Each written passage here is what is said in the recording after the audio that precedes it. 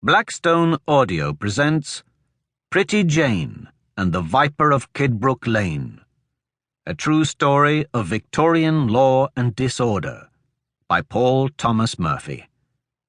This book is read by Gerard Reynolds. Preface. Jane Maria Cloven, the subject of this book, lived her short life in the middle of the long reign of Queen Victoria, the subject of my last book. The greater separation between the obscurity of the first and the renown of the second, in their day and in ours, could hardly be imagined. Queen Victoria, during her lifetime, was the world's most recognized human being. Since her death, no woman has been the subject of more biographies. Jane, on the other hand, lived in utter obscurity. A Deptford working-class child who spent most of the last third of her unassuming life performing the unceasing and lonely duties of a maid-of-all-work. Nothing that she did, nothing that happened to her, brought her any public attention whatsoever. Nothing, that is, until April 26, 1871, when she was found attacked and horribly disfigured on a quiet country lane outside of Greenwich. From the moment of that discovery to the moment of her death a week later, and for months afterward, with the investigation into her death and the trial of her alleged killer, the British public was enthralled with Jane Cloven.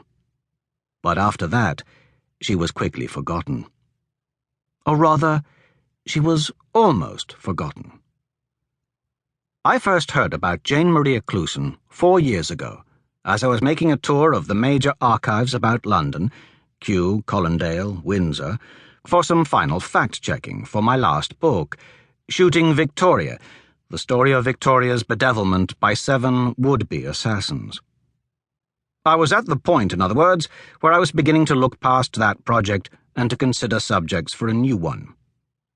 To celebrate Shooting Victoria's near completion, I had met with a few friends in a Greenwich brew pub, the Old Brewery, located, coincidentally, a very short walk away from the site of the home where Jane Cloven had worked until shortly before she died.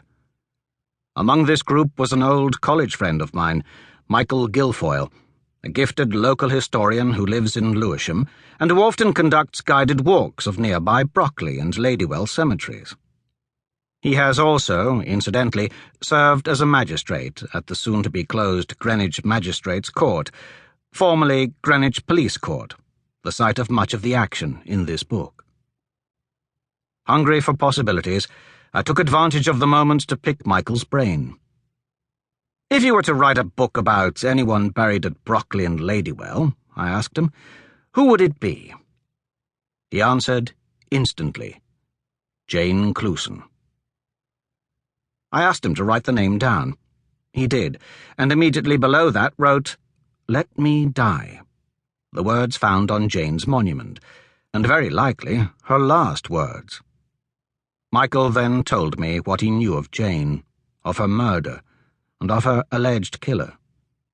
Jane's story was captivating on its face, a tragic domestic drama laying bare all the small-scale but explosive gender, class, and sexual strains between Jane and those who employed her, the Pook family. I told Michael I'd look into the story further to see, as I'm afraid I put it, if the story had legs. It did. In writing Shooting Victoria, I was guided by the principle that powerful historical insights can best be found in exploring episodes of cultural collision.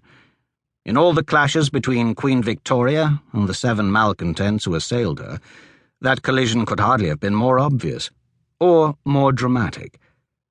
And, as I dug deeper and deeper into the case of Jane Cloven, I discovered that her case offered many moments of cultural collision equally striking and equally revealing.